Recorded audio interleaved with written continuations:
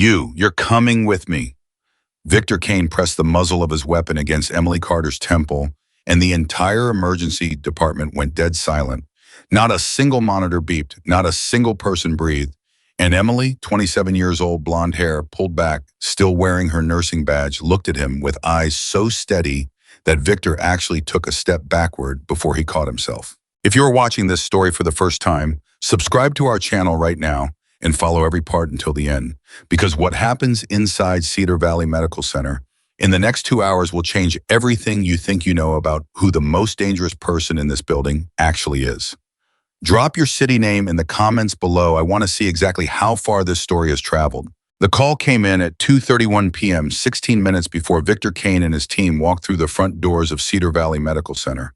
The man on the operating table had a name that didn't belong to him. His chart read Daniel Morris, age 42, admitted for a motorcycle accident on Route 9 involving a guardrail and excessive speed, 3 broken ribs, lacerations across his left shoulder, a punctured lung that needed immediate attention. He checked every box for a traumatic roadside injury, and nobody on the afternoon shift had any reason to question it until Emily Carter drew back the curtain to prep him for surgery, and he grabbed her wrist so hard she felt the bones compress.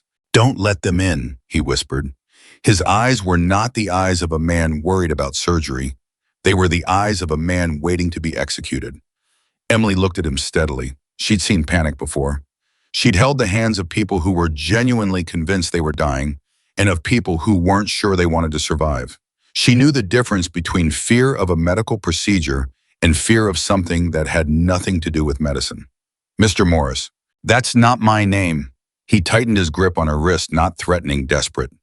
"My name is Daniel Cross. I'm a federal informant, and the people who did this to me are going to come through that door in about 15 minutes to finish what they started."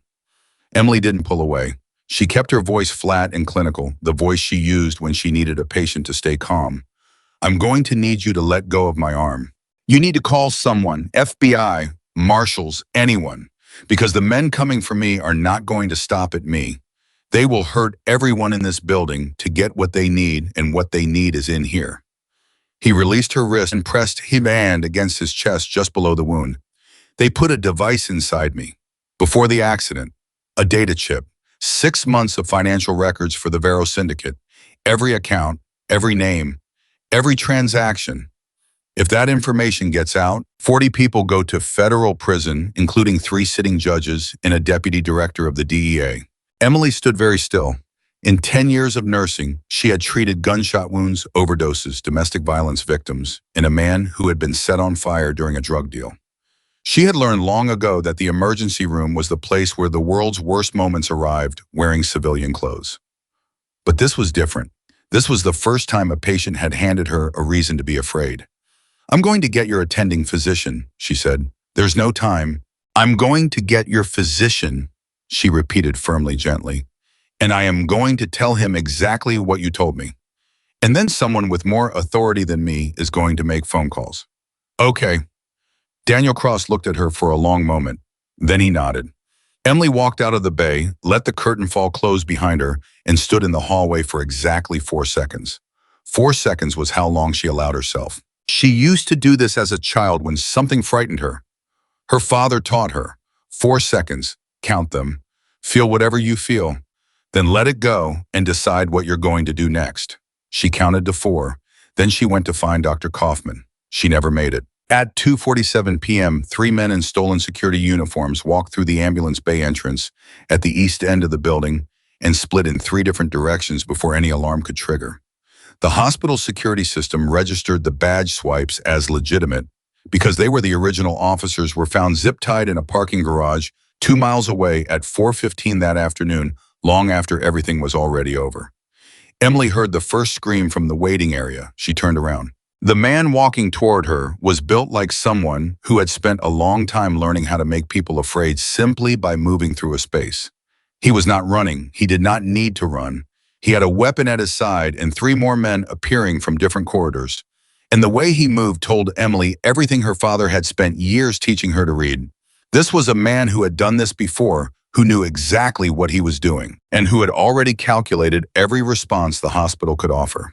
He looked at the hallway full of frozen nurses and doctors and patients. Then he looked at her. She was the only person not frozen. That was what decided it. You, he said, you're coming with me. His name, she would learn later, was Victor Kane, 44 years old, former private military contractor, 14 years of international operations across 5 continents, 3 disciplinary discharges from legal security firms, each one for methods that fell outside the boundaries of what even mercenary work was supposed to allow. He currently operated an organization that other criminal enterprises hired when they needed something done with no connection back to them, no witnesses, and no paperwork. Howe was by any professional measure extraordinarily good at his job, and he had just chosen the wrong hostage. Emily walked toward him, not because she had no choice. She walked toward him because she had already done the calculation her father had taught her to do. She looked at the waiting room and counted 11 civilians. She looked at the corridor behind her and counted 3 nurses, a physician, and an orderly. She looked at Victor Kane and counted the distance, the angle, the positioning of his men, the weight of the weapon in his hand, the tension in his jaw, and the particular kind of focus in his eyes that told her he was operating on a plan, which meant he had parameters, which meant there were things he would and would not do. She walked toward him because if she walked toward him, he would take her. And if he took her, he would leave the waiting room alone. 11 civilians who had no training, no preparation, and no way to protect themselves were worth more than her discomfort. She crossed the distance in 10 steps. Victor Kane closed his hand around her upper arm, and the moment he did, he registered something that didn't match his expectation. She didn't flinch. She didn't whimper. She didn't go rigid with terror the way every other civilian he'd ever grabbed had done. She walked with him, kept pace with him, didn't fight the grip, and looked straight ahead. "What's your name?" he said, not a question. A command. "Emily." "Emily what?" She hesitated for exactly the length of time it would take a genuinely frightened person to decide whether giving her name was dangerous. "Carter." "Where's Daniel Morris Trauma Bay 4? "Trauma Bay 4 is 3rd left off the main corridor." He stopped walking, turned to look at her. "I didn't tell you which bay." "You said Trauma Bay 4, Emily said. 3rd left off the main corridor. I've worked here for 6 years. I know where everything is." He studied her. She looked back at him. The second stretch. Then he started walking again. They found Daniel Cross behind the curtain of Trauma Bay 4, still on the gurney, still clutching his chest. He saw Victor Kane come through the curtain, and the color left his face entirely. "No," he said. "No, no, no, Mr. Cross." Victor's voice was almost pleasant. "You've caused a significant amount of inconvenience. I haven't told anyone anything." "You told her." He didn't look at Emily. "What did you tell her?" Daniel's eyes went to Emily. She kept her expression neutral, kept her hands visible and relaxed at her sides.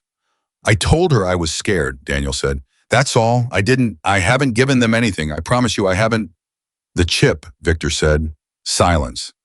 "I need the chip, Mr. Cross, and I need the access code that goes with it. And then this ends cleanly and no one in this building gets hurt. That's the offer." Daniel Cross looked at Emily again, and Emily understood exactly what he was doing.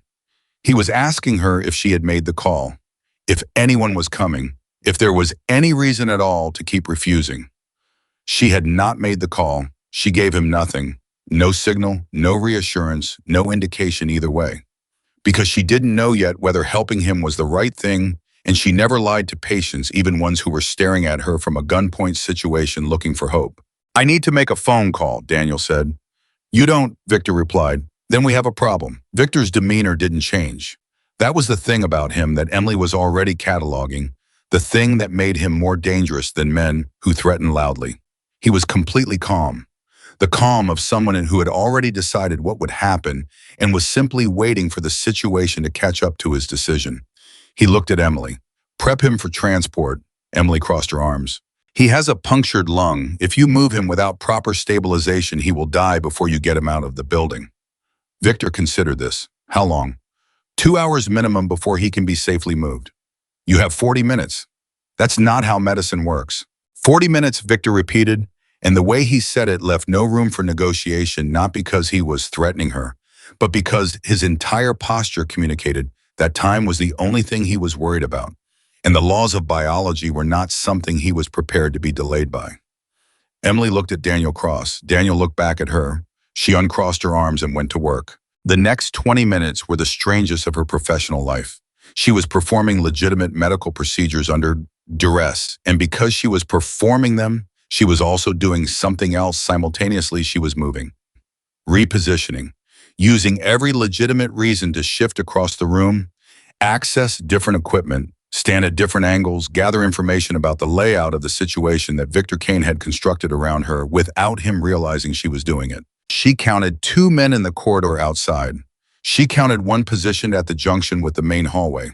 She noted that Victor never positioned himself between her and the exit. He positioned himself between Daniel Cross and the exit, which meant his primary concern was the patient, not her, which meant she was less controlled than he thought. She filed that information away. At the 17-minute mark, one of Victor's men came to the curtain and said in a low voice, "Police established a perimeter. They're asking for communication." Victor didn't look surprised. "Tell them we want a vehicle and a flight plan. Give them the hospital director's cell number and tell them to pass the demands along. They'll stall. I know they'll stall." Victor glanced at the clock on the wall. "That's fine. We have a window." The man left. Emily changed Daniel's IV drip without being asked. "You're not afraid," Daniel said quietly. She kept her eyes on the line. "I'm focused." "Those are different things." "Yes." "Why aren't you afraid?" She considered not answering. Then she said, "I grew up around men like him. I know how they think." Daniel Cross looked at her with new eyes. "Who are you?" Before she could answer, Victor came back around the curtain and his phone rang. He answered it, said nothing for 15 seconds, then said, "Say that again." He turned to look at Emily. The expression on his face had changed. Something about the change sent a very clear message. Whatever he had just heard had reorganized everything he thought he knew about the situation. He lowered the phone slowly. He looked at her the way people sometimes looked at a room they thought they knew, that had just revealed an entire additional floor. "Emily Carter," he said. She said nothing. "Jackson Carter's daughter." The room was completely quiet. Victor Kane was a man who had spent 14 years in situations where information changed outcomes. He understood in that moment that he had reached for what looked like a simple tool and picked up something else entirely. He had grabbed a hostage who was the daughter of a man whose reach, whose loyalty network, and whose capacity for coordinated response was not something that could be managed the way a civilian hostage could be managed. He had grabbed the daughter of the president of the Blackwater chapter of the Hells Angels, and the voice on the other end of his phone had just told him that Jackson Carter already knew. Victor Kane had planned this operation for 3 weeks. He had accounted for police response. He had accounted for hospital security. He had accounted for federal notification protocols and media exposure and the logistical complications of extracting a chip from a patient without surgical assistance. I had not accounted for this. He looked at Emily Carter standing in the fluorescent light of Trauma Bay 4. Her hands steady, her posture easy. Her eyes on him with an attention that was not frightened and not aggressive, just present and watchful and patient in a way that now made complete sense. "How long have you known I'd figure it out?" he asked. Emily looked at him. "Since you grabbed me," she said. He laughed. It was a short laugh, surprised out of him. The laugh of someone who had encountered something they genuinely didn't expect. "This changes things," he said. "It changes some things," Emily agreed. "It doesn't change the fact that your patient has a punctured lung." He stared at her. She stared back. Outside, the sound of motorcycle engines began vibrating through the walls of Cedar Valley Medical Center. Not one or two, not a small group, many. Victor Kane heard it. The sound didn't get louder the way approaching vehicles normally did. It deepened, it widened, it spread in multiple directions simultaneously, like something that was surrounding the building rather than approaching it. He walked to the window. He stood there for a long time. Then he turned around and his face had the particular look of a man who is doing rapid, serious mathematics about a situation that has just expanded far beyond its original parameters. Emily watched him. She said nothing. She simply waited the way her father had taught her, because the most important thing in a situation like this was not action. It was knowing when to be still, and knowing while you were still exactly what you were going to do when the moment arrived. The motorcycle engines didn't stop. That was the thing Victor Kane hadn't planned for. In his experience, a show of force arrived, made its point, and waited. These engines weren't waiting. They were repositioning. He could hear it through the walls, the sound moving, spreading, covering different angles around the building with the kind of coordinated precision that told him these weren't civilians who had driven up to stare at a news event. These were people who had done this before. People who understood perimeter. People who knew exactly what they were surrounding and why. He turned from the window and looked at Emily. She hadn't moved. She was still standing beside Daniel Cross. Her hands relaxed, her breathing even, watching Victor with the same patient attention she'd had since he grabbed her in that hallway 40 minutes ago. He'd taken hundreds of hostages across 14 years of operations. He knew what hostage behavior looked like. He knew the progression, the initial shock, the desperate compliance, the calculated attempts at connection, the bargaining, the eventual collapse into pure survival instinct. Mine had seen every variation. He had never seen this. Call them off, he said. Emily tilted her head slightly. I haven't called anyone. Your father's people are surrounding this building. My father knows I'm here. I didn't call him. Victor stared at her. Then who did? I don't know, Emily said. But I'd guess someone in this hospital recognized the name on my badge when your man ran it through your system. And I'd guess that person made a phone call. And I'd guess whoever received that phone call didn't wait for instructions. Victor processed this. One of his men appeared at the curtain. His name was Reeves, and he was the steadiest of the three, former military, practical, not prone to panic. He was showing the early signs of it now. Kane, we've got a problem outside. I'm aware.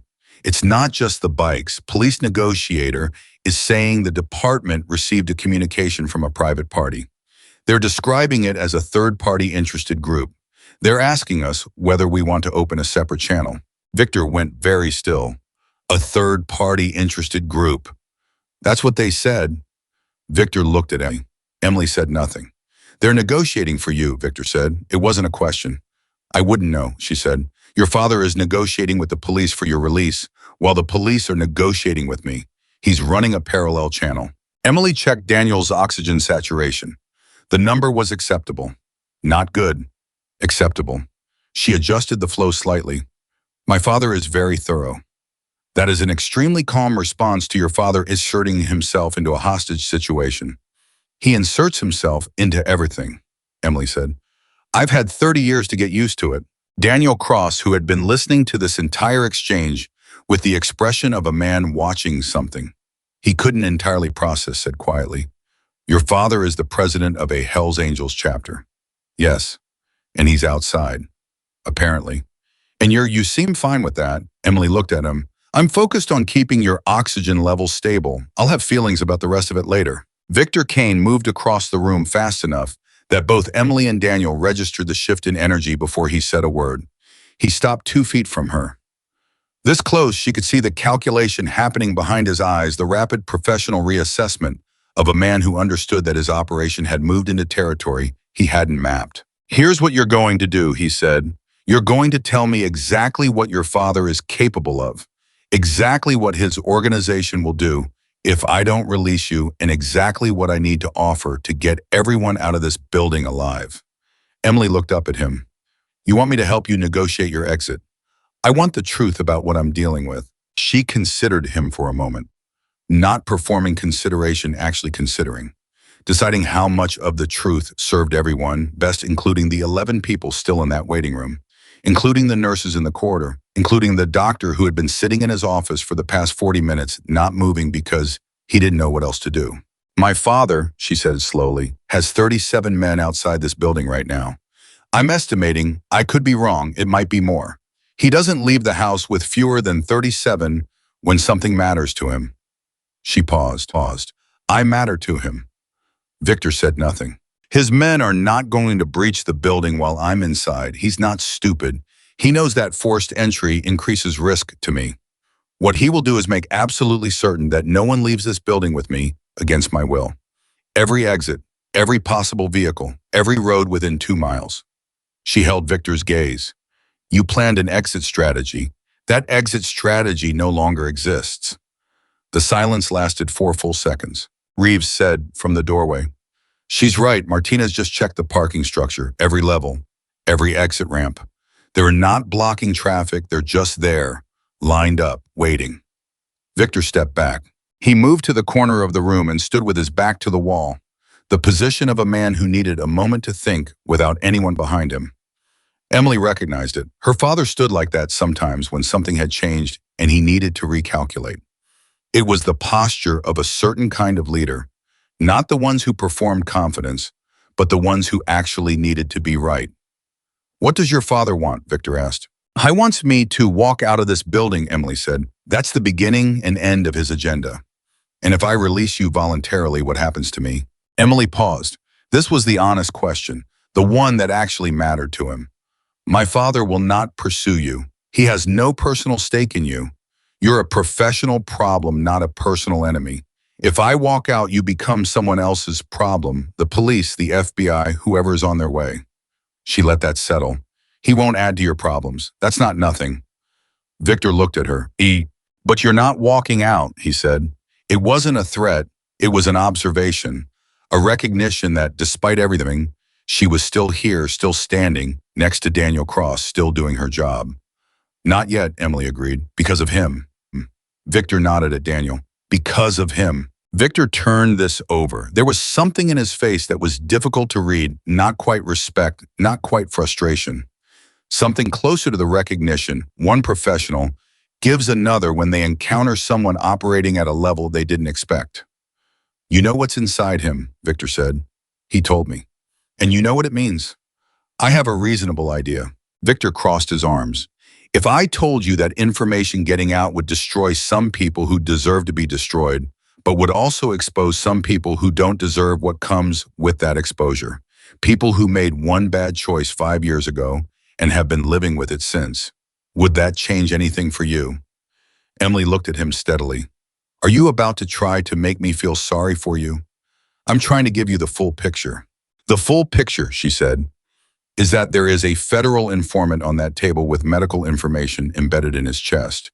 3 men with weapons in my hospital and 11 civilians in the waiting room who haven't eaten since this started. Whatever complicated moral arithmetic you've worked out for yourself about why this operation was justified, it doesn't change those 4 facts." Victor was quiet. Then he said, "How do you do that?" "Do what?" "Reduce everything to what matters. Strip out all of it and just stay on the thing that's real." Emily picked up Daniel's chart, made a notation. "My father taught me. He said complicated situations aren't actually complicated. They just have a lot of noise around them. The skill is learning to hear through the noise." Something moved across Victor Kane's face. It was brief, and she almost missed it. "My father wasn't like yours." "No," Emily said. "Most people's fathers aren't." The sound of a phone ringing broke the moment. Not Victor's, one of his men's out in the corridor. Then another ringing.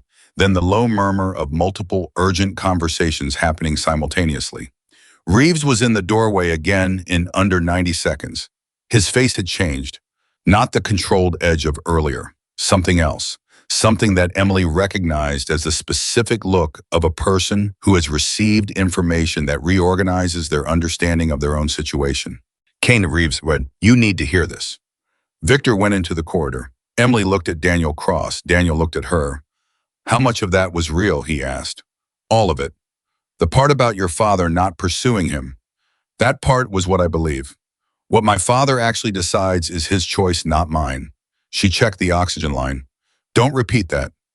Daniel almost laughed. "I'm a federal informant hiding in a hospital from mercenaries. Who am I going to tell?" From the corridor, Victor's voice dropped low enough that Emily couldn't make out words, but she could hear tone, and the tone had changed. She had been listening to Victor Kane's voice for nearly an hour. She had cataloged it the way she cataloged patience, the registers, the pauses, the moments where emotions surfaced beneath the professional surface. In the corridor, his voice had taken on a quality she hadn't heard yet. Uncertainty. Real uncertainty, not the strategic reassessment of the past 20 minutes. Something sharper. She moved to the curtain edge without crossing it, positioned herself to hear. Reeves was saying, call came from inside. The explosive device team found the first one at 3:19. Hospital maintenance. They thought it was a malfunction. Then they found the second one at 3:31. Different location, same signature. Victor said nothing. Kane, someone planted charges in this building. That's not us. That's not our operation. Our operation was extract and exit. Whoever you're working for, I know, Victor said. They're going to blow this building. I know. With us in it. Silence. I know, Victor said a third time. Emily stood completely still. She understood in that moment that the situation had just changed dimensions.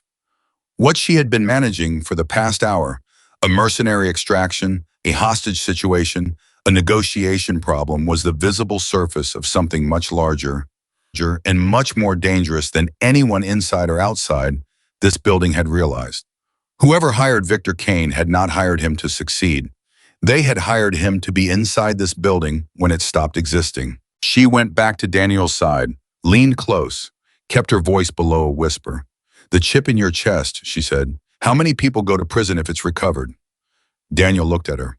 43, maybe more depending on what the analysts pull out of the account structures, including people who planted explosives in buildings. He stared at her. How many of the 43 would go to prison specifically for ordering a building full of civilians to be destroyed? She said. If we could prove that's what happened here today. Daniel Cross understood what she was asking. All of them, he said. Conspiracy. The charge architecture would include every signatory on every account. If they authorize this, if there's a financial trace to today, is there a financial trace to today? He paused. There might be. The account structures, I recorded some of them, are operational accounts. If they funded this, then today makes the chip worth more, not less, Emily said. Daniel stared at the ceiling. She's right, he said. Not to her, to himself. Victor Kane came back through the curtain. He looked different. Not weaker men, like Victor Kane didn't simply become weak when circumstances changed, but something had shifted in the way he was carrying himself. The weight of a decision that hadn't been there before. He looked at Emily. You heard. Enough. Then you know what this is. I know what this is, she said. He sat down on the edge of the empty chair in the corner. The chair families usually sat in when they were waiting for news about someone they loved. He sat there like a man who needed a moment to be something other than what he'd been for the past hour. I've been in bad situations, he said. This is the first one where I was the bad situation and didn't know it. Emily looked at him. What do you need to make this right? He looked up. Make it right.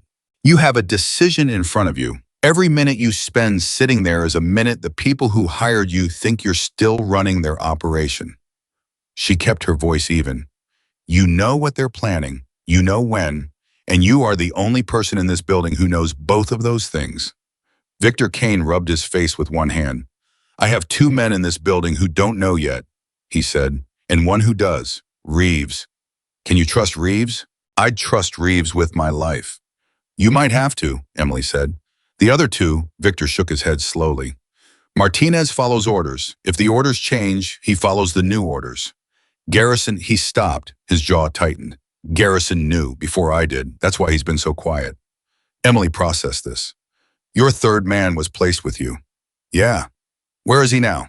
Last I saw him, he was at the junction of the East Corridor in the maintenance hallway. Vic looked at her.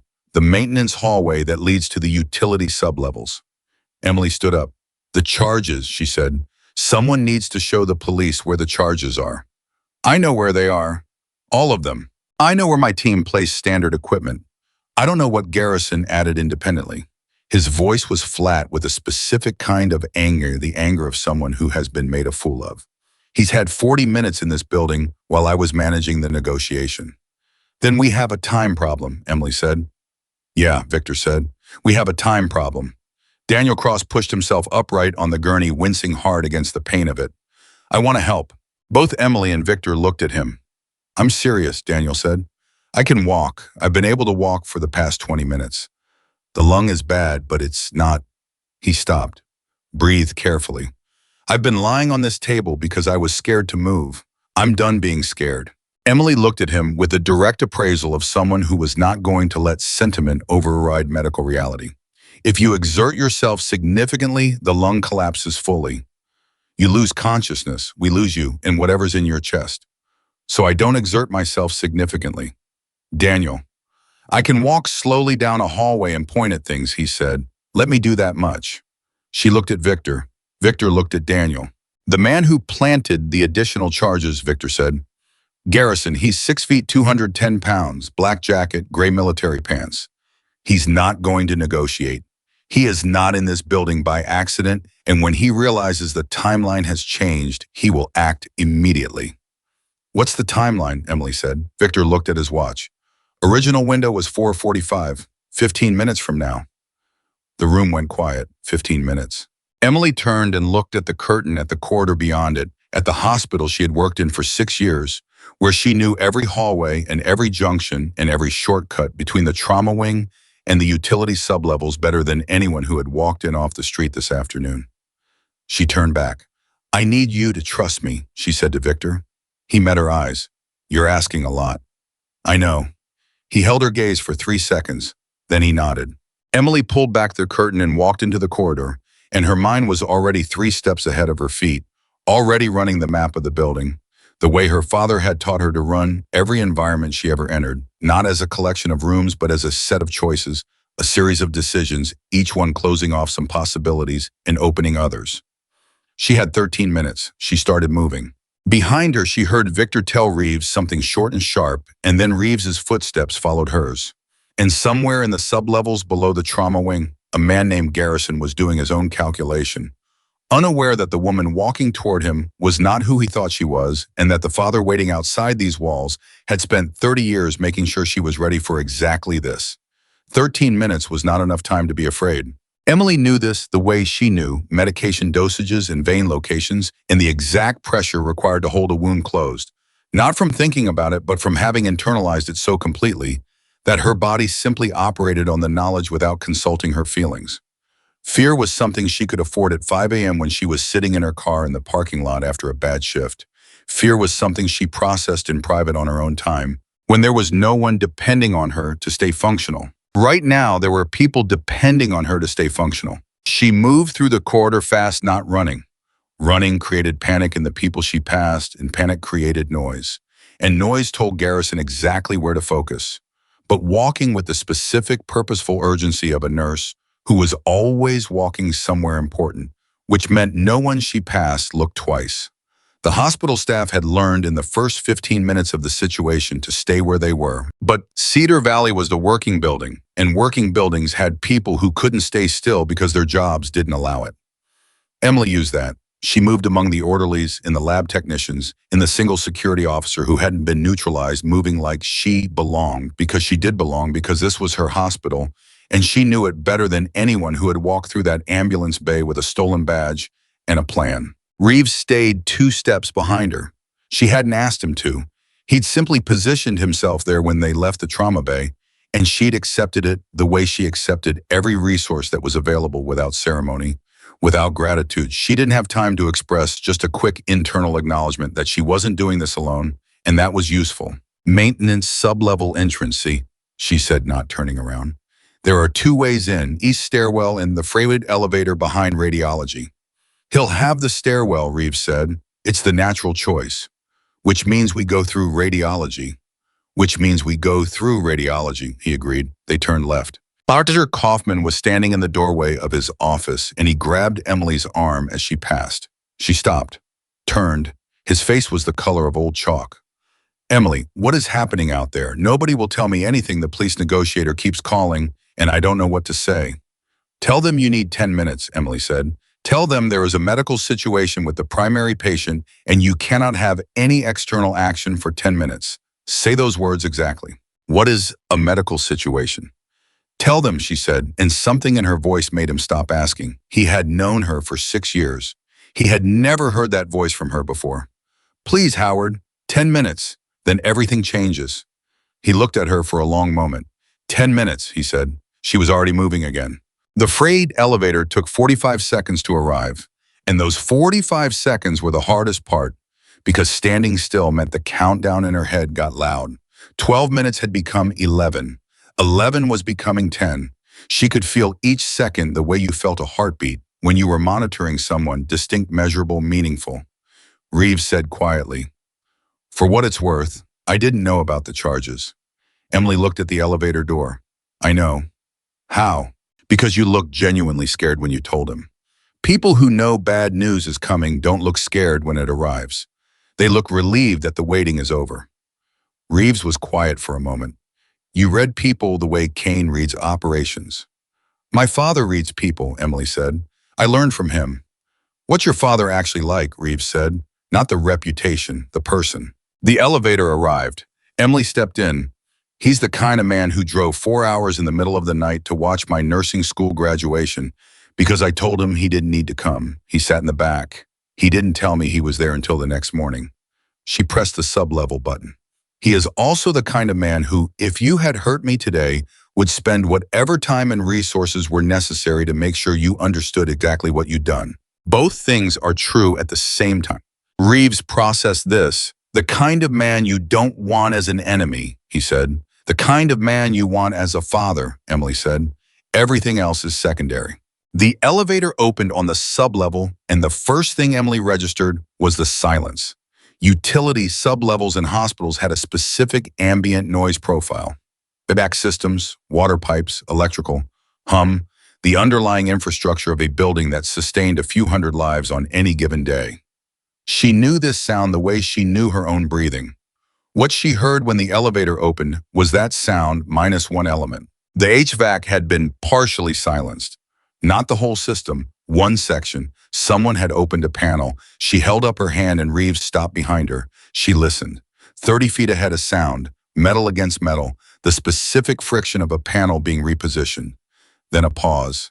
Then the almost inaudible click of something being armed. One charge located. She turned back to Reeves and held up one finger. He nodded.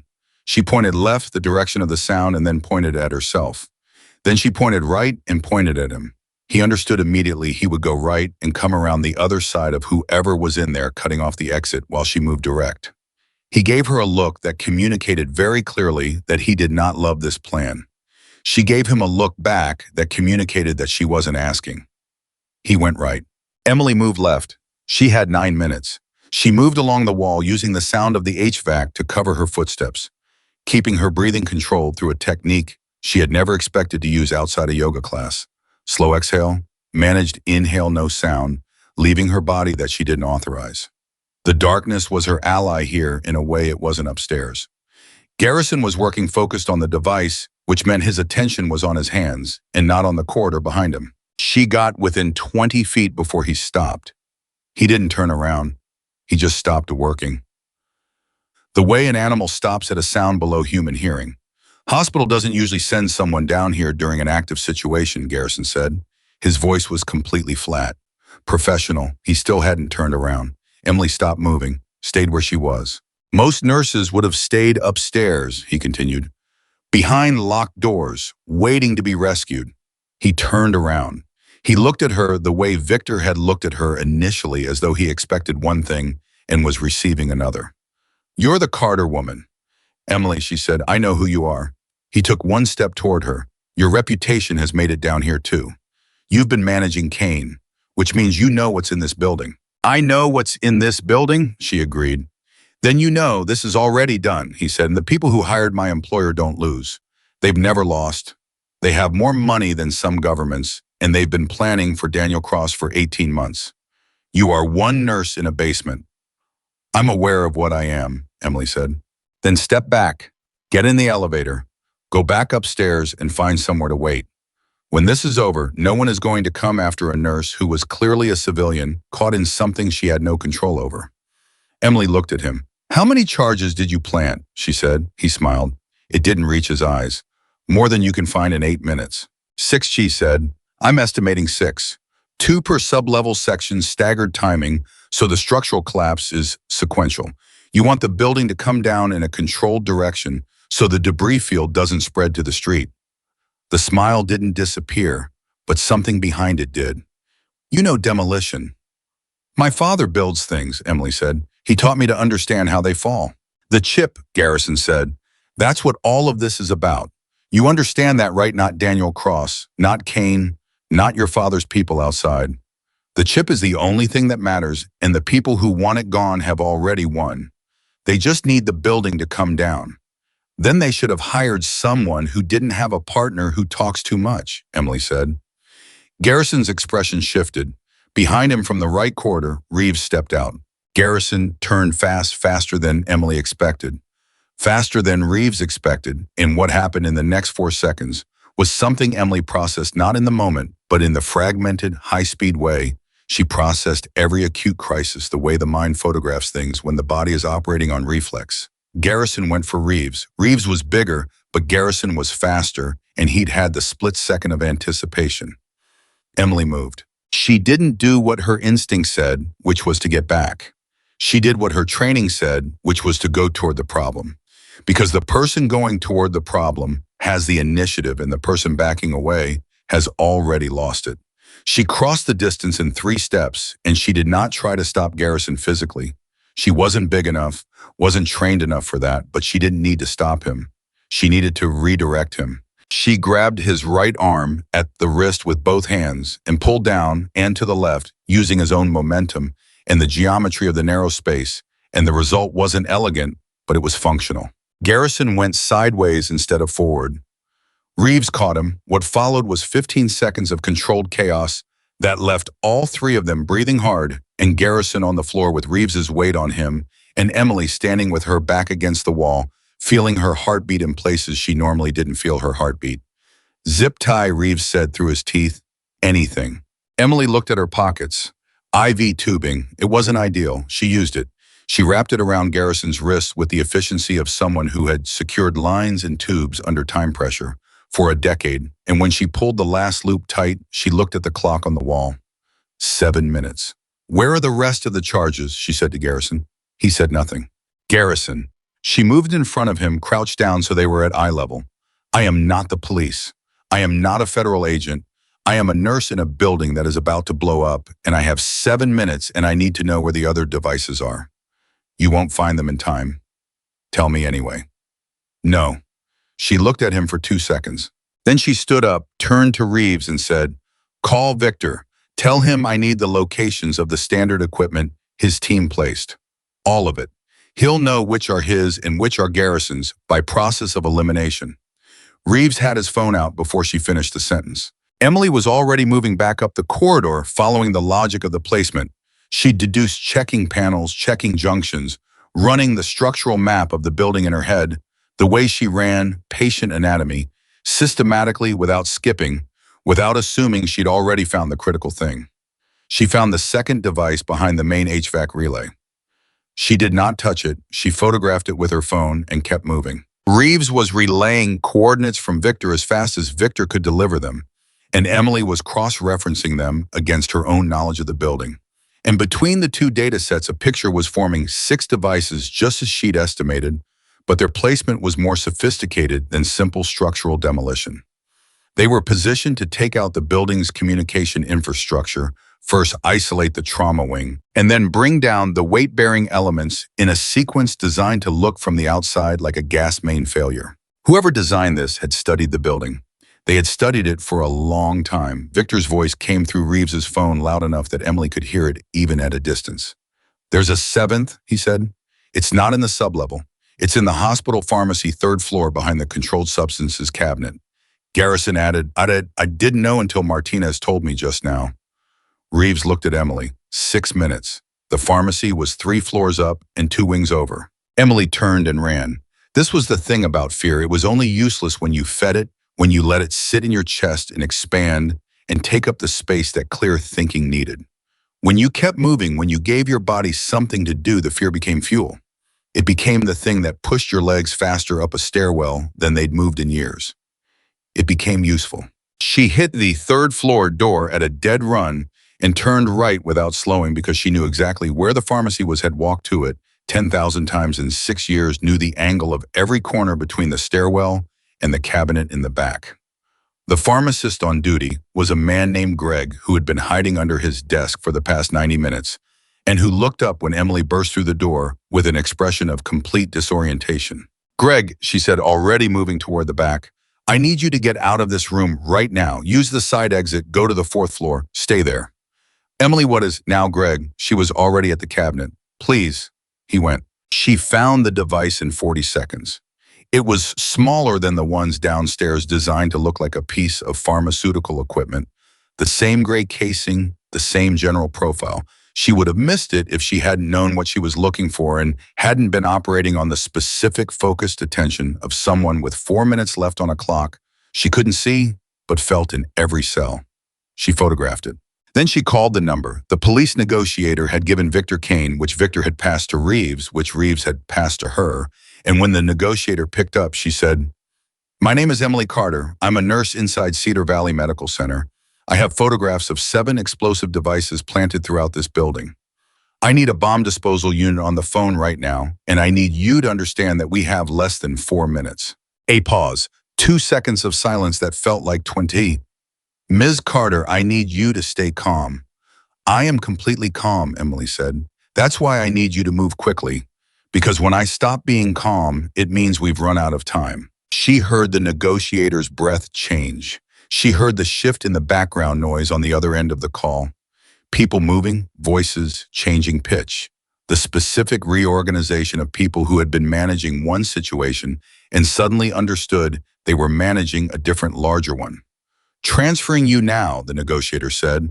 The bomb disposal technician who came on the line was someone who also understood that calmness under pressure was a professional tool and not a personality trait.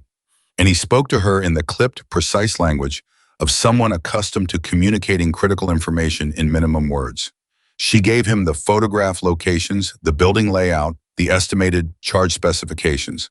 He gave her one instruction: don't touch anything else and get everyone above the second floor. She was already running to find whoever was left to move. The next 3 minutes and 40 seconds were the 3 minutes and 40 seconds that Emily Carter would never describe in any interview, in any debrief, in any conversation with anyone except the people who had been there.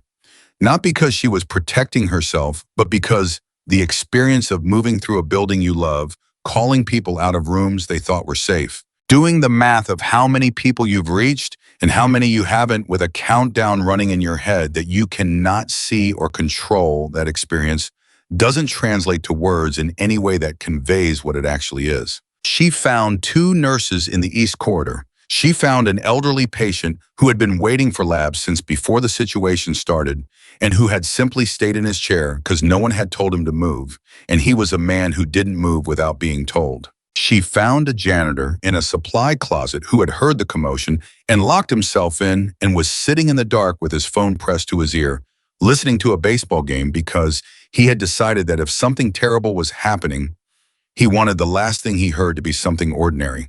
She got all of them moving, and then at 4:43 p.m., 2 minutes ahead of the original detonation window, the bomb disposal unit reached the first device. Emily was in the stairwell between the second and third floor when she heard the radio crackle from a police officer she was passing. She stopped, listened. First device neutralized, moving to second location. She exhaled. She hadn't realized she'd been holding her breath for the last 30 seconds until she let it go. And the feeling of it releasing was so physical, so total, that she had to put her hand against the wall for a moment to stay steady. The officer looked at her. "You okay?" he asked. "Yes," she said. She pushed off the wall. She went back to find Daniel Cross. He was still in Trauma Bay 4, exactly where she'd left him, except that he was sitting upright on the gurney with his feet on the floor, and his jaw set in the specific way of someone who has spent the last hour deciding that lying down is not who he is anymore. Victor Kane was standing in the corner of the room.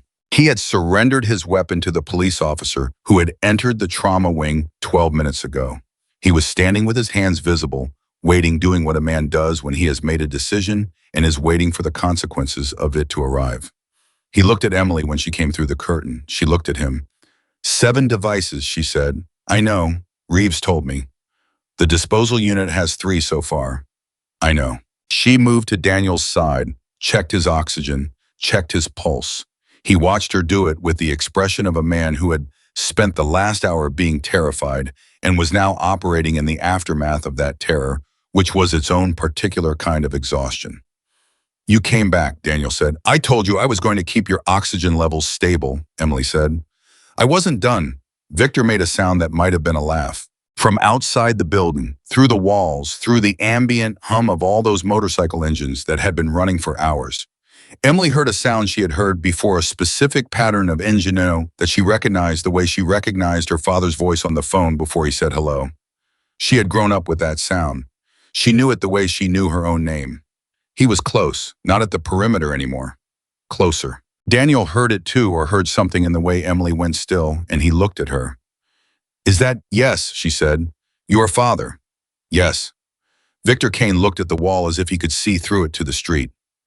Is he going to be a problem, he said, not combative, genuinely asking the question of a man who had made decisions and was trying to understand what came next. Emily thought about her father, the man who had driven 4 hours in the middle of the night to sit in the back of a graduation ceremony. The man who had taught her that strength was knowing when to stand. The man who was standing outside this building right now with 37 or more of his brothers because his daughter had been taken, and who had not breached the walls, had not forced the situation, had trusted her the same way he had always trusted her. No, she said, he's not going to be a problem. She crossed to the curtain, looked back at Victor. Stay here, she said. Don't move. Don't make anything harder than it already is. He nodded. She walked out to meet her father. Jackson Carter was standing at the entrance to the trauma wing when Emily came around the corner, and the first thing she noticed was that he was alone. Not surrounded by his men, not flanked by brothers in leather, just him, 61 years old, 6 feet, 2 gray hair, a face that had been rearranged by decades of living in a way that most people never lived, and eyes that went over her from head to toe in the 3 seconds before he moved, checking for damage the way she checked patients, systematic and fast and completely undisguised in its desperation.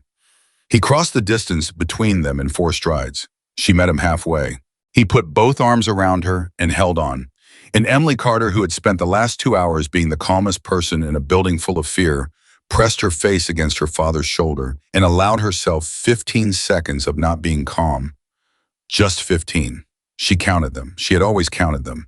It was the deal she had made with herself at the age of 12, after a particularly bad night at the clubhouse. 15 seconds of whatever you actually feel, and then you put it back together. Jackson didn't say anything during those 15 seconds. He didn't need to. When she pulled back, his hands stayed on her shoulders, holding her at arm's length so he could keep looking at her face. His eyes were doing the thing they did when he was trying to contain something, large, slightly too still, the way a river looked, still right before it went over a drop. You're okay, he said. I'm okay. You're sure? I'm a nurse, Dad. I know how to check. Something moved across his face that was equal parts relief and exasperation, which was the exact combination Emily associated with most of her interactions with him, and which felt in this moment so profoundly normal that she almost laughed. There are federal agents everywhere, he said. I know, I called them. He looked at her. You called them. I found 7 explosive devices in this building, and I called the bomb disposal unit and gave them photographs and locations. She watched his expression process this. 4 have been neutralized. The team is still working on the last 3. Jackson Carter was quiet for a moment. You found 7 explosive devices, he said. 6 in the sublevels, 1 in the pharmacy on the 3rd floor. He let go of her shoulders, took 1 step back, put his hands on his hips, looked at the ceiling. It was a gesture she had seen him make exactly 4 times in her life. Each time he had received information that required him to restructure his entire understanding of a situation. The last time he'd done it was when she told him she was changing her last name. Before that, when her mother left. Before that, she was too young to remember clearly. I had 39 men outside this building, ready to come in and get you, he said. I know. We had a plan. I know you did. Emily, his voice dropped, not angry, something else. I've been standing outside these walls for 3 hours, knowing you were in here and not being able to. He stopped, pressed his mouth together, started again. You are going to tell me some other time when we're not standing in a hospital surrounded by federal agents exactly what you went through in there. But right now I need to know one thing. Ask, are you actually okay? Not nurse okay, not professional okay, you. She held his gaze. I'm actually okay, she said. I was scared in the sublevel. I let myself be scared for 4 seconds and then I kept moving. His jaw shifted. He recognized the method he'd taught it to her. Hearing it come back to him in this context in this hallway from the mouth of his daughter, who had just spent 2 hours managing an armed mercenary and a bombing plot while he stood helpless outside, hit him somewhere that wasn't accessible to his face but was absolutely visible to anyone who had known him as long as Emily had. 4 seconds, he said. 4 seconds, she confirmed. He looked at her for a long moment. Then he said, "Your mother would have given herself 4 minutes and then made everyone else in the building feel better about it." Emily did laugh then. Short surprised, genuine. "That's true. You got my 4 seconds and her ability to help people. You got the good parts." "You have good parts too," she said. He gave her a look. "Dad, you drove 4 hours in the middle of the night to watch my graduation. That's not, and you sat in the back so I wouldn't feel pressured." She held his gaze. "That's a good part." Jackson Carter said nothing. His phone rang. He looked at it. His expression changed. The brief window of father closed, and something else moved in. The man people outside called president. The man who had built an organization that had held together for 22 years on the principle that loyalty went both ways, always without exception. "I need to take this," he said. "Take it." He stepped away. Emily turned back toward the trauma wing. She had 3 devices still unaccounted for, and a patient whose lung was continuing its slow, complicated negotiation with the damage it had sustained, and a federal informant who was going to need a very different kind of medical team within the next hour, and a man named Victor Kane, who was standing in a corner of Trauma Bay 4 waiting for consequences she had indirectly promised would be fair. She had things to do. She was halfway down the corridor when she heard her father say into his phone, in the voice he used when something had just made him genuinely angry, quiet, controlled, very specific, "Say that name again." She stopped. She turned. Jackson's back was to her. She couldn't see his face, but she could see his posture, and his posture was doing the thing it did when he received information that was not new, but was newly confirmed. His shoulders dropped a quarter inch, the tension shifting from anticipation into something colder and more resolved. He lowered the phone, turned around, looked at Emily. "Richard Vale," he said. The name landed in Emily's chest like something physical. She knew that name, not from personal experience. She had been careful her entire adult life to maintain exactly enough distance from her father's world that names like Richard Vale remained abstractions. But she knew it the way you knew the names of serious things your family had survived. The way children of pilots knew the names of famous crashes, not from experience, but from the shape the name made in the people around you when it came up.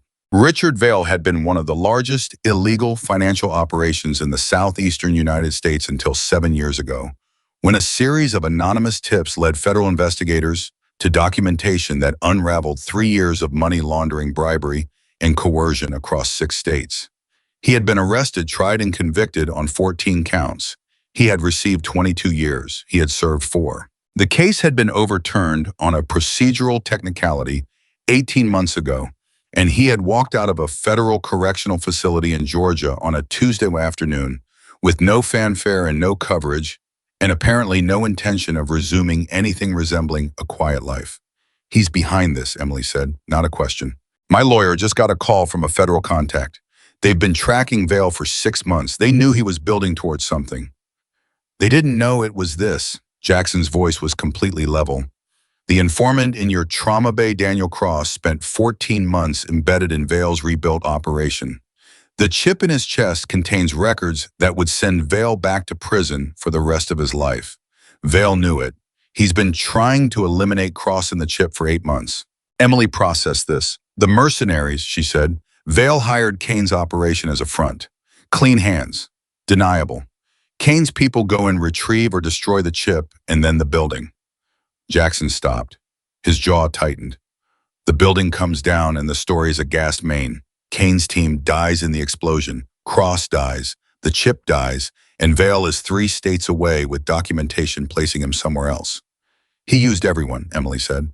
"That's what Vale does," Jackson said. "He builds structures where he's always 3 layers removed from the thing that goes wrong, and the people who are touching it are the ones who absorb the consequence." Emily stood still. She was thinking about Victor Kane standing in that corner of the trauma bay, about the specific expression on his face when he realized he had been made a fool of, not just outmaneuvered but used, positioned as both the tool and the evidence that would be destroyed. She was thinking about a man who had 14 years of bad choices behind him, making one good one at the end. "Vale is 3 states away," she said. "Was," Jackson said. "My contact says federal teams are moving on his location right now." He paused. because someone sent them the financial records from a source inside this building before the situation was fully resolved. Emily looked at him. Daniel Cross contacted his federal handler through a secondary channel 20 minutes ago, Jackson said. He transmitted partial records directly from the chip, enough to establish Vale's connection to today's operation, enough to rebuild the conspiracy charge. He did that while he was sitting in Trauma Bay 4, Emily said. Apparently, the man has a modified implant with wireless transmission capability that his own team didn't fully brief him on, Jackson said. Or did brief him on, and he chose today to use it. Emily thought about Daniel Cross sitting upright on the gurney with his feet on the floor and his jaw set, and his eyes carrying the look of someone who had decided that lying down was not who he was anymore. Good, she said. Jackson looked at her. You're not surprised. He told me he wanted to help, she said. I believed him. Her father was quiet for a moment. Then he said, the federal team is going to want to talk to you. They're going to want to talk to Kane. They're going to want everything you found in this building today. I know. This is going to be a very long night. I know. After which Jackson said carefully, I would like to take my daughter to the all-night diner on Route 12 and buy her breakfast and listen to whatever she wants to tell me about the last 2 hours, and not say anything in response. Just listen. Emily looked at him. In 30 years of knowing her father, he had offered to simply listen and not respond exactly once before, the morning after her mother left. She had been 9 years old and he had sat across from her at the kitchen table for an hour while she talked, and he had not offered solutions or explanations or the kind of hard-edged wisdom he usually reached for. He had just listened. She had understood then and understood now that it was the hardest thing he knew how to do. Route 12, she said, after. He nodded. She turned back to the corridor. She had made it 6 steps when the radio on the officer near the stairwell door crackled, and the bomb disposal team lead said in the clipped flat tone of someone reporting a technical development, 5th device neutralized, moving to 6. Be advised, 6th device has a secondary circuit, unknown whether it has a manual activation component. Proceed with caution. Emily stopped walking. Manual activation component. She turned around fast and looked at her father and saw that he had heard it too, and that his face had shifted in the specific way it shifted when something he thought was resolved had just opened back up. Garrison, Emily said. She was already moving back toward the trauma wing. Garrison was in the sublevel with Reeves watching him and his wrists bound with IV tubing, and the last time Emily had checked, Reeves was reliable and the binding was solid. But a manual activation component meant that the 6th device could be triggered remotely.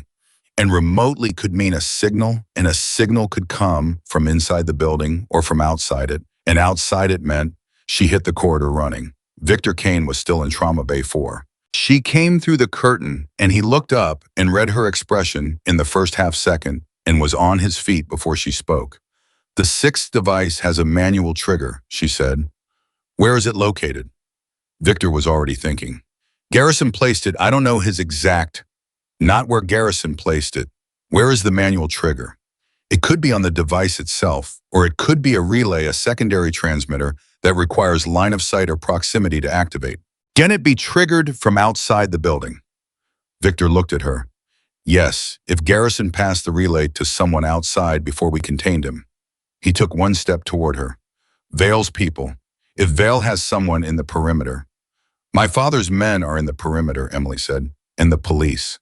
And 47 journalists, according to the last report I heard, Emily said, and anyone who drove past this building in the last 3 hours and had reason to stop. Victor's expression was the expression of a man recalculating fast. The relay has a range of about 800 feet from a standard unit. Anyone within 800 feet with the transmitter can activate it. What does the transmitter look like? Standard, looks like a phone, looks like a key fob.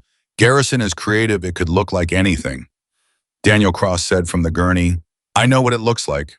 Both of them turned. Daniel had both feet on the floor. He was holding his ribs with one arm, and the oxygen saturation monitor on his finger was reading numbers that Emily did not love, but his eyes were clear and his voice was steady. When Vale's people were setting this up, he said, I was still embedded. I saw the equipment. The relay for the building charges was disguised as a parking validation device, the kind you press to get your ticket stamped. Yellow, about the size of a TV remote. He met Emily's eyes. Vale's people would have distributed it to someone in a crowd position, someone who could look like a bystander. Emily thought about the journalists. She thought about the growing crowd of onlookers that any major incident in a small city inevitably produced. She thought about 800 feet in every direction and a yellow device the size of a TV remote. "I need my father," she said. She went back to the corridor. Jackson was already on his phone again when she found him, and the conversation he was having had the terse efficiency of someone coordinating multiple moving parts. She caught the words "south side" and "spread out" and "don't approach" before he looked up and saw her face and said into the phone, "Hold," and looked at her. She told him in 14 seconds. He was back on the phone in 15. The next 7 minutes were the kind of 7 minutes that existed entirely in the space between what you could control and what you couldn't. Emily stood in the corridor and held Daniel Cross's latest vitals in her head and tracked the radio updates from the bomb disposal team and listened to her father's voice in the adjacent hallway, directing 39 men who knew how to move through a crowd without being seen. Because that was a skill that an organization like the Blackwater Hells Angels developed over decades of attending events, where being seen first was a disadvantage. They were looking for someone standing within 800 feet with a yellow device. They were looking for someone who was waiting. At 5:22 p.m., one of Jackson's men, a broad-shouldered man everyone called Truck, who had the remarkable ability to appear completely non-threatening while standing directly next to someone he was surveilling, said quietly into his phone, "Got something. South parking lot. Guy by the news van. Yellow thing in his jacket pocket. He keeps looking at his watch." Jackson relayed to the police. The police moved in 30 seconds later. The man in the south parking lot, later identified as Marcus Webb, a Vail associate with 9 years of prior history, had the relay in his left jacket pocket and his thumb on the activation button. When the officer reached him, and the activation button had in fact been depressed, but the sixth device had already been neutralized by the bomb disposal team 43 seconds earlier at 5:21 p.m. Marcus Webb pressed the button that did nothing. Then he was handcuffed. Emily heard the radio report this outcome from 20 feet away, and she sat down on the floor of the hospital corridor with her back against the wall and her knees up, and she allowed herself not 4 seconds, but 30 whole seconds of absolutely nothing.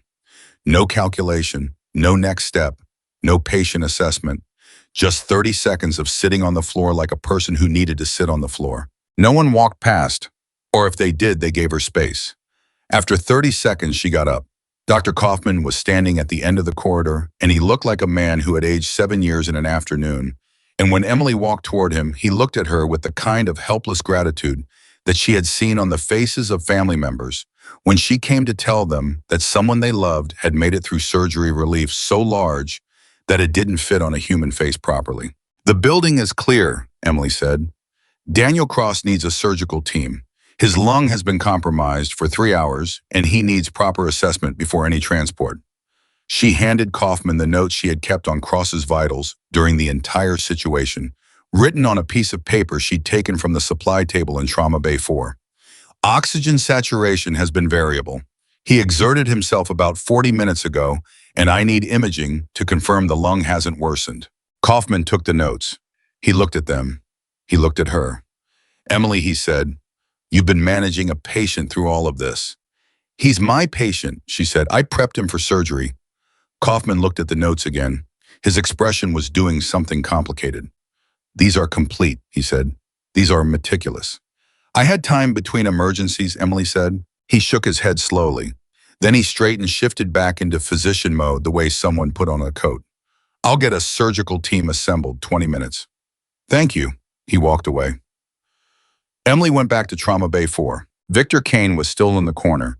2 federal agents had arrived at some point in the last 20 minutes, and they were positioned in the room with him, but had not yet moved toward formal custody.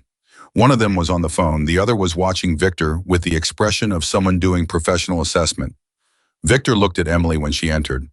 "The device," he said. "Neutralized," she said. "The relay was intercepted in the parking lot." He exhaled. It was the first time in 4 hours she had seen him do something purely involuntary. "Garrison," she asked. "Police have him. He's not talking, but it doesn't matter. The device placements are enough." He paused. "And the partial records cross-transmitted are enough for a federal warrant on Vail." "I know," Emily said. She moved to Daniel's side and went through the assessment again. Oxygen pulse, blood pressure, respiration. He watched her work with the eyes of someone who had stopped being afraid and arrived in the particular quiet place on the other side of fear. "You saved my life," he said. "You saved your own life," Emily said. "You transmitted those records. You saved the building. The bomb disposal unit saved the building." She noted his oxygen number. It was better than 20 minutes ago. "You, me, Victor Reeves, my father's men, Greg the pharmacist, Dr. Kaufman, and the bomb disposal unit saved the building. Collectively." "Greg the pharmacist," Daniel repeated. "He got out fast when I told him to. Fast matters." Daniel Cross looked at the ceiling. Then he said, "I've been running from Vale's people for 8 months. 8 months of safe houses and cover identities and not knowing who I could trust and watching everyone around me the way you watch someone who might be armed." He paused. "And then I end up in a hospital and the person who decides to stay is a nurse who doesn't know me." Emily said nothing. "Why did you stay?" Daniel said, "when I told you what I was. You could have called the police and stepped back. You could have—" "You were my patient," Emily said. "That's it." She thought about it honestly. That was enough. Victor Kane from his corner said quietly, "Same reason she walked toward me in the hallway.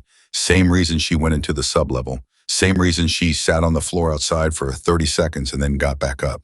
He looked at Emily. "It's not nothing. I want you to know that. Whatever happens from here, what you did today, it's not nothing." Emily looked at him. "What happens from here," she said, "is that you cooperate fully with the federal investigation. You tell them everything you know about Vale's organization, and you give them, Marcus Webb and whoever else in the network knew about the building charges." She held his gaze. "That's how you make today mean something." Victor was quiet for a long moment. The federal agent who had been on the phone lowered it and looked at Victor. "Mr. Kane," the agent said, "we'd like to talk." Victor Kane looked at Emily one more time. Then he looked at the agent. "Yeah," he said, "okay." He walked forward. And Emily Carter stood in Trauma Bay 4, in the hospital she had worked in for 6 years, in the building that was still standing, surrounded by patients who were still alive, and listened to the sound of her father's voice in the corridor outside, mixing with the sound of federal agents and police radios. And somewhere in the distance, the slow, settling quiet of 39 motorcycle engines cutting off one by one. The surgical team arrived for Daniel Cross at 5:47 p.m. Emily stood at the door of Trauma Bay 4 and watched them wheel him out, and Daniel reached up and grabbed her hand as the gurney passed and held it for exactly 3 seconds. Not speaking, not looking at her, just holding on the way. People held on when words were insufficient, and they needed the physical fact of another person to confirm that something real had happened and that they had survived it. She let him hold on for the 3 seconds. Then she let go. Then she stepped back and let the team do their work. The corridor outside the trauma wing had transformed in the past hour into something that looked like the intersection of 3 different worlds that were not accustomed to occupying the same space. Federal agents in dark jackets moved between clusters of police officers who were moving between hospital staff, who were moving between each other with the specific disoriented energy of people who had been operating on adrenaline for 3 hours and were only now beginning to understand that the adrenaline was no longer necessary. Someone had brought water bottles from the break room supply closet and was distributing them without being asked. An older nurse named Patrice, who had been with Cedar Valley for 19 years, and who Emily had always considered the most unflappable person on the floor, was sitting in a chair against the wall with her hands in her lap and her eyes closed, not crying, not speaking, just sitting with the interior experience of someone processing something that was going to take longer than an afternoon to absorb. Emily sat down next to her. Patrice didn't open her eyes. "You doing okay?" "Working on it," Emily said. "You were gone for a long time down there." "I had things to find." Patrice was quiet. Then she said, "When they told us to move above the 2nd floor, Margaret from radiology thought it was a fire drill. She was annoyed. She had 3 patients backed up." A pause. "I told her it was not a fire drill." "Good." She moved faster after that. Emily leaned her head back against the wall. The fluorescent light above her was doing the slightly irregular flicker that the maintenance team had been scheduled to fix for the past 3 weeks. She had put in the work order herself. She looked at it now and felt something almost like affection for it. This broken ordinary light in her ordinary hospital where she had worked for 6 years without anyone knowing her last name meant something in certain circles, without anyone understanding the specific combination of experience that had been sitting in this building the entire time. The news vans are outside, Patrice said. I know. They're going to want to talk to you. I know. You going to? Emily thought about it. Later, when everything is handled. Patrice finally opened her eyes. She looked at Emily the way experienced nurses looked at each other, with the particular directness of people who had collectively seen too much to bother with anything but the actual truth. Emily, what happened in there? I don't mean the official version. I mean what happened to you in there. Emily looked at the flickering light. I was scared, she said. I managed it. I did the next thing, and then the next thing, and then the next thing. She paused. And then I sat on the floor for 30 seconds. Patrice considered this. 30 seconds. It's what I had time for. Patrice made a sound that was somewhere between a laugh and something more serious. You know what I was doing when all of this started? She didn't wait for an answer. I was on the phone with my son. He was calling to complain about his landlord, and I was thinking about what to make for dinner. And I was completely annoyed that the afternoon was busy because Tuesday afternoons are not supposed to be busy. She pressed her lips together. And then those men walked in, and everything that was annoying me 2 minutes earlier became the most precious thing in the world. My son's voice on the phone, my dinner plans, this hallway. She looked at Emily. 30 seconds sounds about right for people like us. Emily nodded. She stayed sitting next to Patrice for 3 more minutes, 3 minutes of just being a person in a chair, not managing anything, not calculating anything, not being anyone's anything. And then a federal agent appeared at the end of the corridor and looked at her with the expression of someone who needed something from her. And she stood up and she went to do the next thing. His name was Special Agent Kara, and he was the kind of federal agent who had learned somewhere along the line that the most efficient way to get information from people who had been through something significant was to not perform authority at them. He spoke to her the way she had spoken to Victor Kane, directly without unnecessary preamble, respecting her intelligence. They sat in Dr. Kaufman's office because it was the nearest room with a door. We're going to need a full statement, he said. Everything from the moment Kane took you in the hallway to the moment our team neutralized the last device. Every conversation, every detail you can recall. I can do that, Emily said. It'll take a few hours. I know. We also need everything you know about the interaction between Kane and his team. Specifically, anything Kane said about his employer, about the chain of instruction, about Vale. Kane will tell you that himself, Emily said. He's cooperating. Kara looked at her. You sound certain.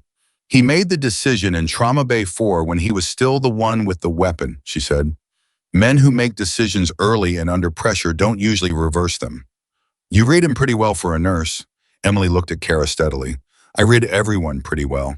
He accepted that without comment, which told her he'd already been briefed on who her father was and had decided that pursuing that line was not the most efficient use of either of their time. Richard Vale, he said. Did he come up directly during the situation? His name came up at the end. Victor Kane didn't know Vale was the employer directly. He knew the employer through a layer of intermediaries. Garrison was Vale's direct plant. Garrison has confirmed that. Garrison hasn't confirmed anything, but the device placement and the relay will confirm it independently. She paused. And Daniel Cross transmitted partial financial records during the situation that should establish the funding chain. Kara looked at her for a moment. You knew Cross transmitted. My father told me. Your father received that information how? Through a contact, Emily said. You'd need to ask him the specifics. Kara wrote something. Then he looked up. Vale was apprehended at 5:38 p.m. at a property in western North Carolina. He had documentation placing him at a business conference in Charlotte, but the documentation was fabricated. Physical cell phone records put him within range of this location at the time the devices were planted. Emily took this in. Richard Vale, who had spent 4 years in federal prison and walked out and immediately started building toward this, was in custody at 5:38 p.m., 17 minutes after the last device was neutralized, 7 minutes before Daniel Cross went into surgery. Good on, she said. The charge structure is going to be significant, Kara said. Conspiracy, attempted murder of a federal informant, destruction of federal property, domestic terrorism provisions, given the hospital target and the civilian population. The financial records cross-transmitted add the original money laundering and bribery charges. He paused. He is not walking out of federal custody again. Emily said nothing. She was thinking about Daniel Cross on that gurney, grabbing her wrist at 2:31 p.m., his eyes carrying the specific terror of a man who had been running for 8 months and had finally run out of road. She was thinking about the 14 months he had spent embedded in Vale's operation, watching, recording, carrying the weight of what he knew and what it was going to cost him to make it public. He'll be protected, she said. It wasn't a question. Federal witness protection protocol is already in process, Okara said. He'll have a new identity and a new location within 48 hours of discharge. He'll need follow-up care for the lung, Emily said. She took the notes she'd kept on Daniel's vitals out of her pocket. She'd made a second copy before she handed the first to Kaufman and put them on the desk in front of Kara. This is the complete record of his condition during the situation. Make sure whoever manages his care in the new location has this. Kara looked at the notes. He looked at her. You kept records, he said, during all of that. How is my patient? Emily said. I keep records. Kara picked up the notes carefully, the way you picked up something you hadn't expected to find and weren't sure yet how to categorize. He looked at them for a long moment. Then he set them aside and said, We're going to need about 2 hours for the full statement. Is there anything you need before we start? Emily thought about the diner on Route 12. She thought about her father sitting across from her at a table and listening without offering solutions. She thought about how long 2 hours was going to make that wait. Coffee, she said, strong. Kara almost smiled. I'll see what we can find. The statement took 2 hours and 14 minutes. Emily delivered it with the same systematic precision she brought to everything. Chronological detailed, no editorializing, clear differentiation between what she had directly witnessed and what she had been told by other parties.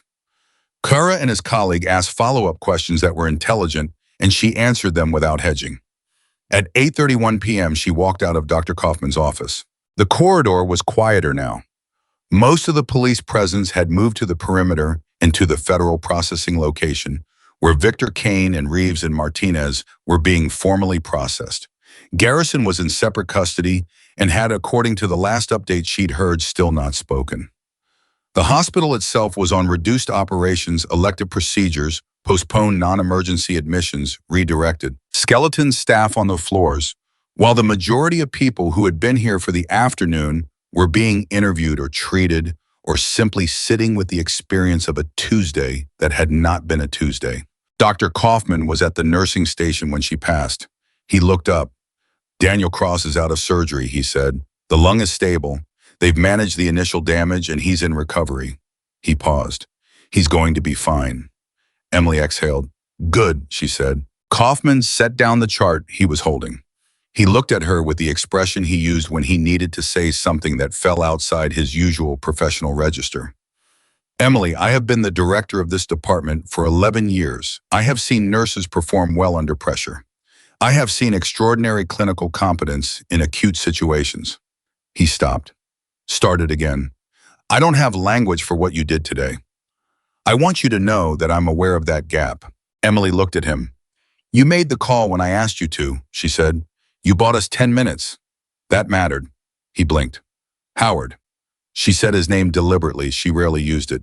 You held it together when it was hard. That's what this job requires. You did it. She picked up the chart nearest to her out of habit and put it back. The building is still standing. Everyone is alive. That's not one person, that's everyone who chose to do the right thing today. Kaufman looked at his hands for a moment. Then he nodded. Emily walked to the end of the corridor, pushed through the doors, and went outside. The air hit her first, the specific combination of late summer evening and exhaust fumes and the general sensory complexity of an outdoor scene that had held several hundred people for the past 4 hours beginning to thin. News vans were still positioned at the perimeter. Reporters were doing stand-ups for the cameras, their voices reaching her in fragments. Explosive devices, federal informant, Hell's Angels. Her own name, said with the particular cadence of people who were still assembling the pieces of a story they hadn't expected. Jackson Carter was standing 20 feet from the entrance. I was not alone now. Several of his men were nearby, clustered in the way. They clustered when they were trying to give their president space while remaining within easy distance. She recognized most of them. She had grown up around some of them, had sat at tables with them at club events her father brought her to before she was old enough to understand what the club was. Had known them as men who fixed each other's bikes and showed up when someone's house needed a roof and brought food when someone was sick. They looked at her when she came through the door. She looked back. Nobody said anything for a moment.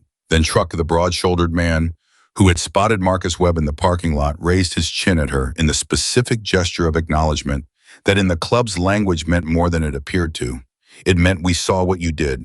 It meant you are one of us whether or not you wear it. Emily raised her chin back. Jackson fell into step beside her, and they walked away from the crowd toward the far edge of the parking lot where it was quieter, where the distance from the news cameras and the federal agents and the general noise of aftermath was enough to allow something like a real conversation.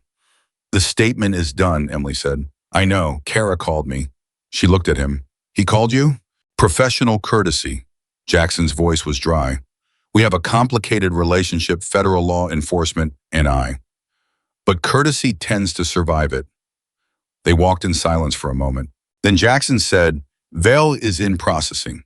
The financial records cross-transmitted are being analyzed.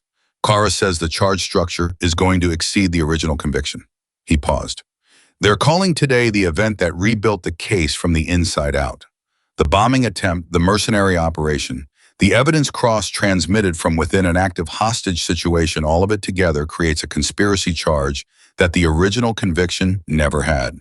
He overreached, Emily said. Men like Vale always do, Jackson said. They build something large enough to feel untouchable, and then they reach one time past the thing that would have protected them. He looked straight ahead. He came after you to hurt me. That was the overreach. Emily heard what he wasn't saying underneath that. Dad. He stopped walking. Look at me, she said. He turned. She looked at her father's face, the face she had known her entire life, mapped by 6 decades of choices and losses, and the particular weight of being the kind of man he was with the kind of responsibilities he carried in a world that did not make that easy. This is not your fault, she said. His jaw shifted. Vale chose to do what he did, she said. He chose it 7 years ago when he built the operation, and he chose it again when he walked out of prison and decided that revenge was worth more than freedom, and he chose it today when he put a device in my hospital. She held his gaze. None of those choices belong to you. Jackson Carter said nothing. Say it back to me, Emily said. He looked at her. I've had patients, she said, who took on the weight of other people's choices until it broke them. Spouses of addicts, parents of people who drove drunk. They carried guilt that was never theirs to carry, and it cost them everything. She kept her voice steady. I'm not going to watch you do that, so say it back. A long silence. Jackson looked at his daughter, really looked the way parents looked at their children when the children had become something larger than what the parent prepared for, and the parent was still catching up to it. It's not my fault, he said. No, Emily agreed, it's not. He reached out and put one hand on the side of her face the way he used to when she was small and had been frightened by something and needed to be returned to the world. She was 30 years old and 6 feet away from a federal crime scene, and she leaned into it for exactly 4 seconds. Then she straightened. Route 12, she said. Route 12, he said. They walked back toward the entrance together, and as they passed the cluster of his men, Jackson said something short and quiet that Emily didn't hear, and the men began moving toward their bikes with the ease of people who had been waiting and were now ready to be released from the waiting. Engines turning over one by one. The sound of it was something she had grown up with, the specific register of that collective mechanical voice that meant her father's people were moving, that something was beginning or ending, that the world was reorganizing itself around a new set of facts. It had sounded like dangers to her for years. Standing here tonight, it sounded like something else. She was almost at the entrance doors when someone called her name. She turned. Victor Kane was being walked to a federal vehicle by 2 agents. His hands were cuffed in front. He was walking without resistance, without performance, just walking, carrying the specific posture of a man who had made his decision and was living inside the consequences of it. He had called her name. Both agents slowed, looked at her, then looked at Kane, who looked back at them with an expression that asked for 30 seconds. Emily walked over. She stopped 3 feet from him, close enough to speak quietly. Victor Kane looked at her for a moment without speaking. Then he said, "The bombing. Garrison didn't have a way to trigger it from custody. But if Reeves and I hadn't come to you, if you had stayed upstairs and waited it out, the relay would have gone to Webb, and Webb would have activated it at 4:45, and everything that mattered would have been inside when it came down. I know, Emily said. You went into the sub-level without knowing if the timing would hold, he said, without knowing if I was sending you somewhere safe or somewhere useful to me. I knew, she said. How? She considered the honest answer. You had the same expression my father gets when he's made a decision that costs him something, she said. Men who are still running a game don't make that face. Men who've decided to do the right thing do. Victor looked at her. I'm going to give them everything, he said. Vale's network, the intermediary layers, the names I know and the operational structure I can reconstruct. Everything. He paused. That doesn't undo what happened today. No, Emily agreed. It doesn't, but it's what comes next. And what comes next is what defines you more than what came before. She held his gaze. That's not something I made up. My father told me that when I was 15 and I made a decision I regretted. It's true. Victor Kane was quiet. One of the agents touched his arm gently. Time. He nodded at the agent, looked back at Emily one last time. Get some sleep, Carter. I have a diner to get to first, she said. He almost smiled. Then he got in the vehicle and the door closed and he was gone. Emily stood in the parking lot for a moment after the vehicle pulled away. The evening had deepened while she wasn't paying attention to it. The light going from the amber of late afternoon to the blue-gray of actual night, the temperature dropping enough that she could feel it on her arms. The news crews were still active. The federal presence was still processing. The hospital behind her was still running. Reduced change carrying the weight of the day in its walls, but running. She thought about Greg the pharmacist, who had moved fast when she told him to. She thought about Patrice sitting in the chair with her eyes closed. She thought about Dr. Kaufman, who had made one phone call and bought 10 minutes without fully understanding what those 10 minutes were for. She thought about Reeves, who had gone right when she pointed right, who had held Garrison down in a corridor in the dark, who was now in the process of making his own accounting to the same federal agents Victor Kane was talking to. Two, she thought about Daniel Cross 8 months running, 14 months embedded one Tuesday afternoon on a gurney in a trauma bay, deciding that lying down was not who he was anymore. She thought about Truck raising his chin at her from across a parking lot. She thought about her father saying, "It's not my fault," in the voice of a man who was only beginning to let himself believe it. She thought about 39 motorcycle engines cutting off one by one.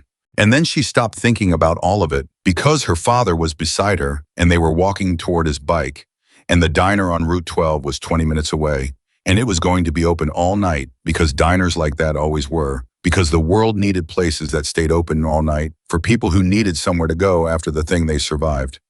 Jackson handed her a helmet. She looked at it. She had not been on the back of one of his bikes in 11 years. She had made a choice at 19 that the bike was part of a world she was separating from, and she had kept that choice with the consistency she brought to all her choices. Absolute, maintained, revisited only in private. She took the helmet, she put it on. Jackson looked at her but said nothing. He understood that the moment didn't need words any more than it had needed words when she was 9 years old at the kitchen table after her mother left. He simply got on the bike and waited. Emily got on behind him. She put her hands on his sides the way she had as a child, not holding the grab bar, holding her father because the grab bar was for when you needed to feel secure, and holding her father was for when you already were. He started the engine. The sound of it went through her chest the way it always had, deep and mechanical and alive in a way that was unreasonable for something made of metal and combustion. But she had felt it since childhood, and she felt it now, and it felt like the same thing. It had always felt like, which was movement, which was forward, which was her father saying without words that the world had more road in it, and they were still on it. They pulled out of the parking lot, and a line of headlights fell in behind them. Not 39, but several handful of men who had come 200 miles and were going 20 more, because that was what you did. And Emily felt them behind her without turning to look, felt them the way you felt things that had always been true about your life, that you had spent a long time pretending weren't.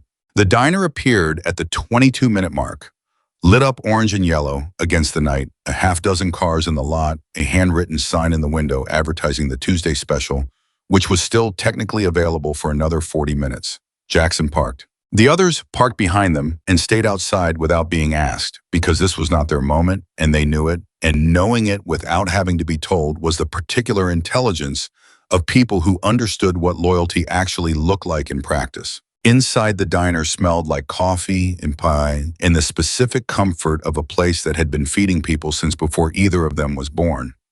A waitress who looked like she had seen everything twice and was not surprised by anything led them to a booth by the window without asking if they wanted a booth by the window, because she was the kind of person who could read a situation.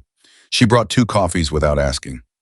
Emily wrapped her hands around the mug. Jackson sat across from her. He did the thing he had promised. He said nothing. He looked at her and he was present in the complete and total way he had learned over 61 years, an enormous difficulty to be present without reaching for the next solution or the next action or the next thing that needed managing. Emily looked at her coffee for a moment, then she started talking. She told him everything, not the clinical version she had given Kara, not the structured sequence of decisions and outcomes. The real version, the 4 seconds in the hallway when she counted down her fear, the feeling of moving through the sub-level with Reeves behind her, and the clock in her head the moment she grabbed Garrison's wrist and felt the momentum shift, the 30 seconds on the floor of the corridor, the look on Daniel Cross's face when he held her hand as they wheeled him past. She talked for 40 minutes. Jackson listened. He did not offer solutions.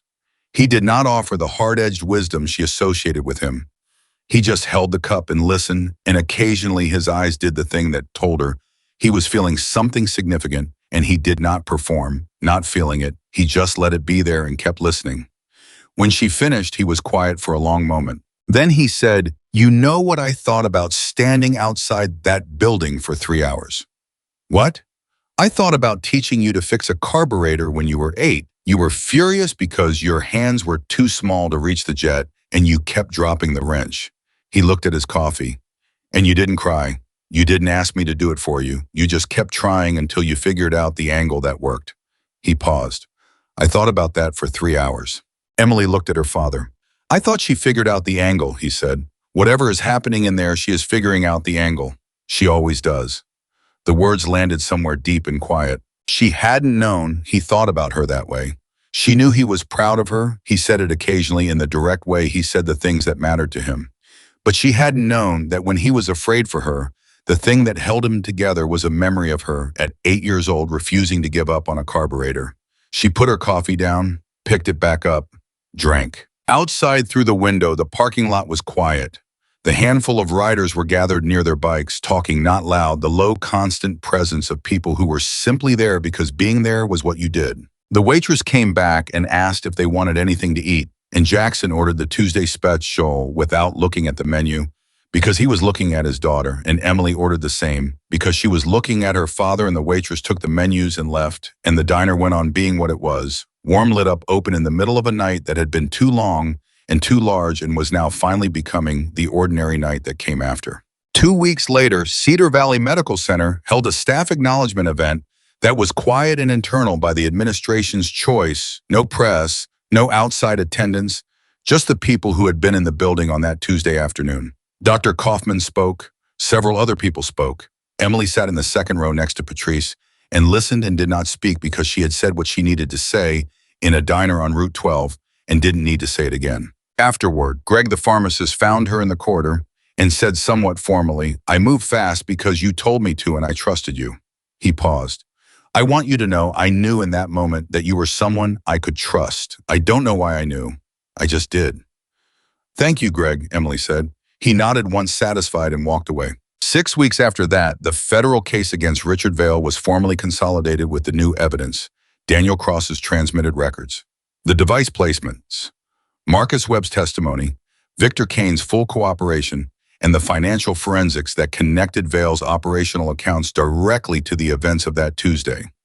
The charge structure was the most comprehensive filing in the district's history. Vale's attorney requested bail 3 times. All 3 requests were denied. Richard Vale would not walk out of federal custody again. The morning that news came through, Emily was at work, afternoon shift. Trauma Bay 4 was occupied by a man who had fallen off a ladder cleaning his gutters and broken his wrist in 2 places. He was complaining about the timing he had tickets to a baseball game that Saturday.